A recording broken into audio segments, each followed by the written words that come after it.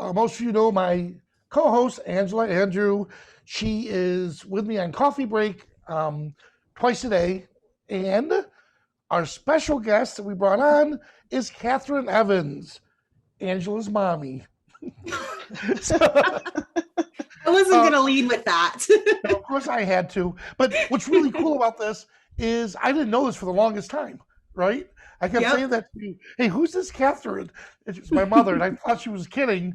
But Catherine, you did amazing macro photography, and she's part of the Insiders clan or gang. She couldn't make it on earlier with the whole group, so we have a special time for her right now, and she is going to introduce us to the world of macro photography. Wait till you see the stuff that she's doing. Well, so are you ready? Thank you very much. It's a tiny world for sure. Yes. All right, would you like to share your screen? I will do that. You're going to have to be patient with me here. Look how amazing this stuff is. All right, let's go. Okay, because I'm seeing something different here, so I'll just walk through it here. I actually have a pretty easy workflow. I work mainly from Lightroom, so I use it as a plugin. And I try to pretty much get it right in camera. So I don't do a lot of editing with my macro. Now with my other work, I do, but with macro, it's really fairly simple. So I'll just, pop into this one and walk you on into taking it on over into AI, which is an amazing program. And one thing I have to point out is I'm not very technical with it, and I don't do focus stacking. So I will have soft spots and such like that, but I just run with what I get. Now, for those who know what focus stacking is, explain to them. Taking multiple exposures at different focal lengths so that you can pull them all together and get a clarity from start to finish. Anyway, okay, so here's one of my water drops, and it is tiny. It's very tiny. And first thing that I do is I crop it however I want it. The only thing that I really want to change in there is just get that one little piece of the little nugget off of there and bring that in a little bit. And again, very simple things.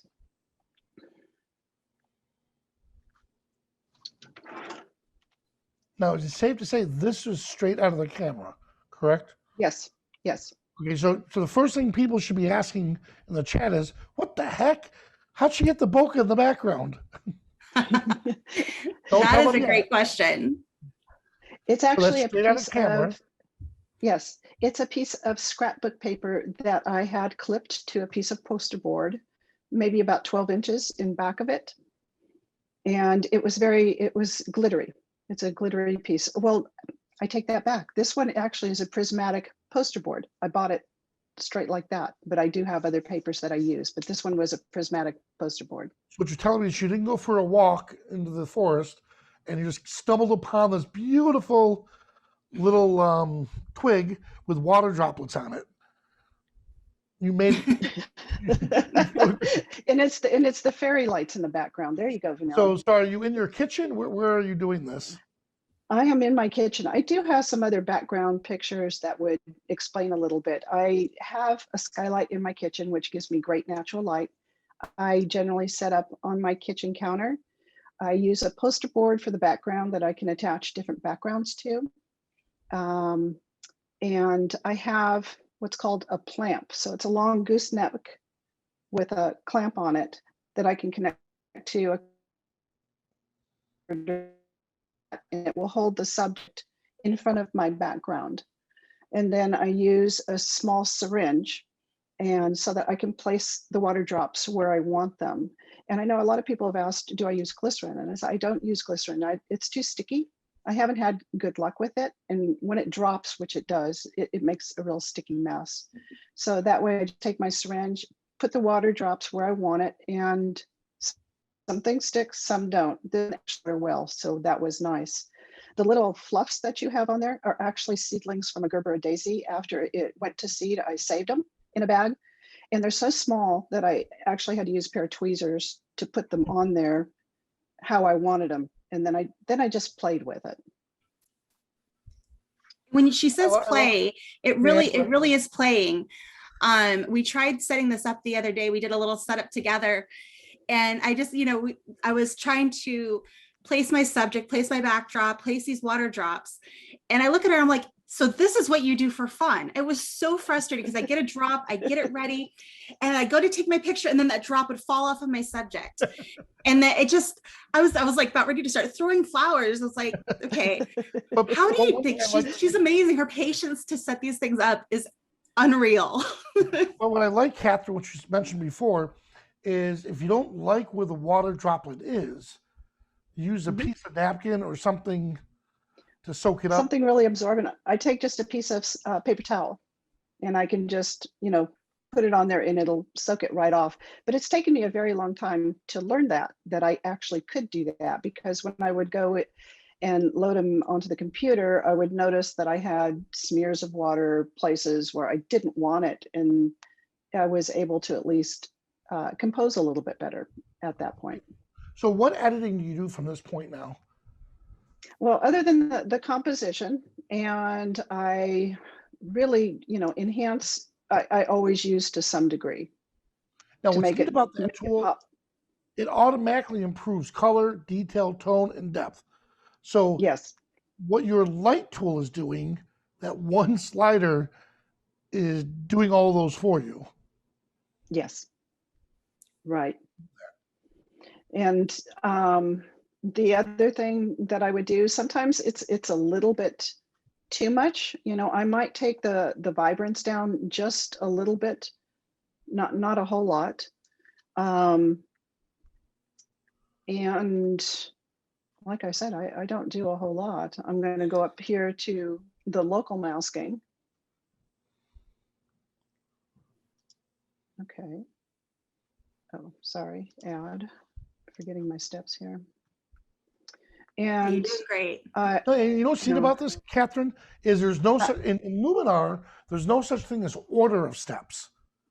No, there is not. The one thing that is so different, though, about when I sit here and I edit and I play, and I call it playing, is I just kind of freeform it.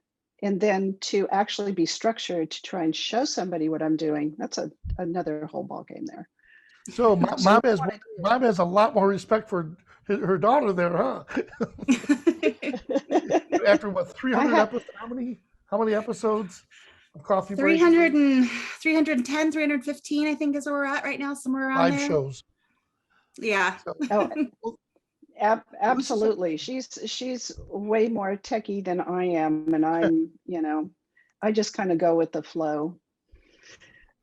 So the one thing I want to do is I want to bring up the detail and the texture on these little seed pods.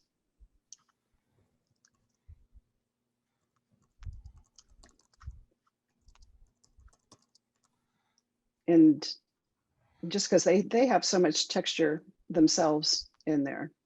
And so I'll just play with it until I get a little bit more of what I'm looking for. I'm not sure if it's a rendering thing, but it looks like part of that pod got cropped off. It did. It did. It did. It jumped. It did. And I'm not sure, because that is. No problem. Just or you can always go back over to Composition AI. That's the beauty of this too, is you can go back over to Composition AI, reset that tool, and then redo your crop if you wanted to. Let's go back there and look, because what that is really bugging me, and what I'm afraid of is I pulled the. Looks like we might be having some bandwidth issues. Yep. So just in case anybody's wondering, where Kat lives is out in the country, and the internet, there's very few choices for internet out there. So it's a bit slow. So we apologize for the lag. When she joined me on Coffee Break last week and the week before, she was actually at my house, where I've got, much better internet. I'm blessed with that. So appreciate your patience as we hobble through internet issues. Says, love it. Go with the flow by style. Yes, awesome. Vanelli said, So there, Vanelli said Angela calls her mother cat. I do in situations like this, not face I'm to sorry. face. Go on. My when, goodness. when we're working like this, it's cat. Otherwise, it's usually mum. Mom, yeah. Mum. This is great. So So I like, so again, so you're just bringing out a little structure and detail in in the twigs. Mhm. just And then actually in the the most pods. part of it, like you said, was the setup. You set the shot up. That's what made it. I mean, without those water droplets, it's a nice shot. With the water droplets, it's an amazing shot. Oh, thank you. Exactly. You know, and there's a lot of times I just, like I said, my word is play, but a lot of it is in the composition. And sometimes I don't know until I get it on the computer on a larger screen that I can see it's okay, or, you know, whatever. It's so. So the last thing I really did with this was just put some vignetting around it. And, you know, my macro is very simple to me. And it's very different if I'm doing landscape or other images. But for this one, I pretty much do minimal, and it's just what I prefer to do. And that's pretty much all I do on there. So pretty much from there, you just would click apply. It takes it right back to Lightroom and into your Lightroom catalog, which is super convenient. So it's nice for those out there who don't use Luminar AI as a standalone. You can use it as a plugin with your existing workflow with Lightroom, with Photoshop. Using it with Lightroom is my personal workflow. I know I demo it usually as a standalone, but all of my images, my entire library is back in Lightroom, and I've been using it since version 1. So there's a ton of stuff there, and I'm not really interested in changing that whole ballgame, but I love to integrate other tools that are available. And Luminar AI is just so powerful to be able to bring that into your Lightroom workflow. It just takes your photo game up a notch. Now, it's funny you're saying that, because again, at Skylum, our goal isn't to change your workflow. If you've been using Lightroom for the last 10 years, and for one of us to come along and say, no, do it like this, you're going to look at us like you're crazy. The goal is to help you look at where there's holes in your workflow and let Luminar fill those gaps. Like in Lightroom, for example, editing a portrait, you can't do that to the degree that Luminar can. And Photoshop takes years to master. So in a case like that, you would bounce it over and do your edits from there. So now, are we looking at the behind the scenes? This is a behind the scenes. So you can see just the twig, really how small it is. This is what's called a plant, which is a really cool tool for macro for me. And I just hook it there. This is the piece of poster board that was behind it. And there's a bowl of those little tiny seeds. And that was it. And so you can see how small that the water drops really are. Teeny, tiny. Yeah. So, you know, I just I like that one too. Compositions. Oh, and then there's one without the background. I pulled the background and just did a simple one. Nice. Yeah, that really lets the colors of the subject shine through. Whereas when you have that beautiful bokeh background, you kind of lose the natural colors that are there. Especially that little red twig that's from that seed, that little like tiny bit of a petal that's left or whatever it is. Yeah, they kind of get lost. Yeah, beautiful. So now you have a presentation that you put together with some tips on how you capture these and a lot more of your images and behind the scenes. Do you want to share a few of those? I can do that. Okay. Is, you know, anybody have questions on the details? I can do that. I can just. Well, Mo asked, where do you get the plastic syringe? How much? Where do you get them? So actually, the first one I ever had was from a. Go ahead. Oh, I was going to actually answer, but no, go ahead. You're on it. Okay. I had a friend that was a cat rescuer, and she had some syringes from medications, and it finally wore out after about 6 years or so of using it. And then I have another friend that had some syringes for her dogs. So she gave me a fresh one, and it makes a huge difference to have Okay, so a Angela, nice clean. we don't have friends that have them. What do you recommend us getting them? Well, so what we used the other day when we were doing the setup here in my house is I have little bottles of stevia, it's a sweetener, and it has a little eyedropper thing. And I pulled that out, I rinsed it out, and then I just grabbed a little bowl of water and used that to place my drops of water. And I think the syringe is more precise, but that little eyedropper worked reasonably well as well. Turkey basin is definitely out of the question. Well, that's going to more drench your subject than place a drop, but you know, you can try. I think you should make a video of that. I think that would be a real fun one. I'll watch that. All right, let's see That what actually she would has. be fun. Well, and you can do, you can use just a mister too to get multiple drops of water. You just have to see how it works.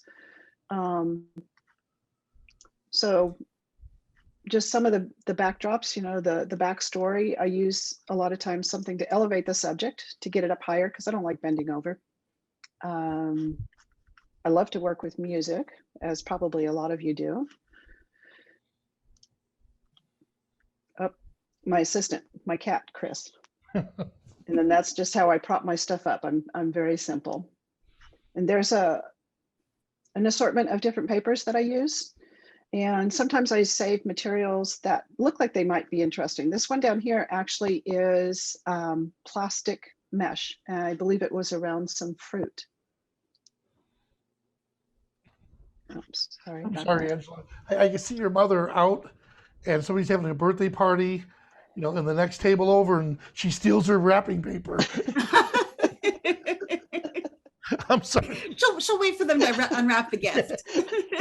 I will, and then it's like, oh no, don't throw that away. Don't throw that away. I'll use it. So here's an example of, you're funny, Vanelli. Here's an example of the plastic mesh. It held water drops great, and it's trial and error. I've got to say there's probably 80%.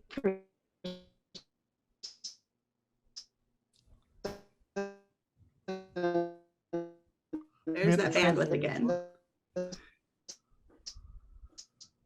You there, Mom? Did we lose you? Yep. So, Angela, we only have a few minutes left for this. You're familiar with what you did here, right? Yeah, let me go ahead. If I can share my screen. See if it'll let me. Not while she's sharing. Are you able to? Are you there? All right. Stop sharing your screen if you can. Ready? You'll stop. I am, but it says connecting. Oh, there we go. Here, yeah, stay connected, but just stop sharing your screen. Okay, now try it, Angela. All right. All right, continue. And that one. All right, so go back over here to the keynote. So luckily I have her presentation still on my computer from when she did it for insiders. So let's go back here to where she was with the nets. Are you still able, is she still logged in? No, she's still here. Okay, cool. All right, so this was the fruit mesh and the polka dot background paper. So quite a distance away, place the drops, able to get those reflections in those drops. And it is harder than it looks. She's walked me through a few of them, and it's not the easiest thing to do. These are just some of her pieces that have been really, really cool, really well received. Some painting with light. This one, I believe, is a eucalyptus leaf. Ooh. This one is really, really special. This is my grandfather's dog tags. I love, love, love this particular I'm just wondering how she got the drop under the, right there under it. Well, it's got that little notch naturally in the dog tag. And so it held water well enough to be able to just place that little drop right there. And then she had the flag background, which reflected in that droplet. Just amazing. So, can you hear me now? Yep. Yes, can hear you. Okay. Yeah, it disconnected and reconnected. I'll let you take it. Well, I've got my screen up, but you can go ahead and narrate since these are your images. Okay. Dandelions, I find fascinating. Very hard to put drops of water on because they are so tiny, but I liked it and had some fun with it at the same time.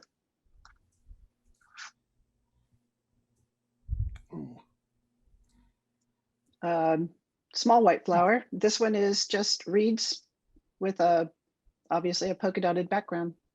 I try to play with things to not just flowers, but get some different subjects to see what I can play. Now, the cool thing now, depending on what size of screen you're looking at this on, the bottom part of these little droplets, you can see there's another pattern in there.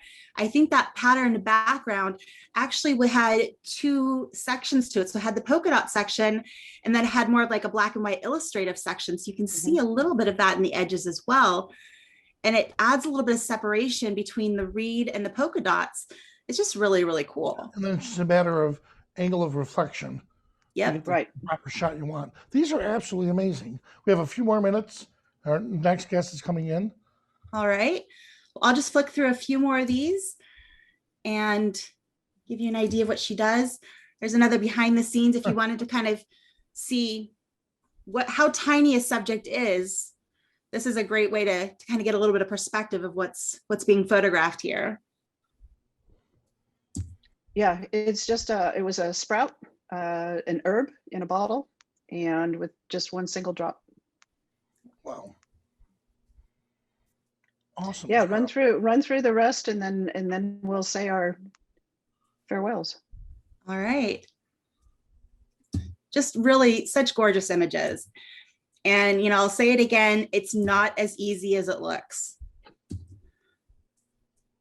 But as But she it's says, something that I really, Angela, Yes. she says she loves to play. So that means any of these art pieces are on sale for Monopoly money or play money. You know, just so you know, if you're playing, you'll get paid in play money. Oh my goodness. Seriously, your hard work is awesome. thank you. Just a whole series on it looks absolutely beautiful. Very, very cool. Well, thanks a lot for having me. And I know it's breaking up a lot on my end. No, hey, well, thanks for bearing with it and bearing through the slow internets. And the technical difficulties. Are you sticking around, or you have to... Angela, you sticking around, or are you leaving? It's up to you. Do you want me to stick around? Why don't you stick around and meet our next guest, Rick Freeman? Sounds good. All right. Hey, Catherine, thank you so much, and we'll see you on the next coffee break when you come to visit.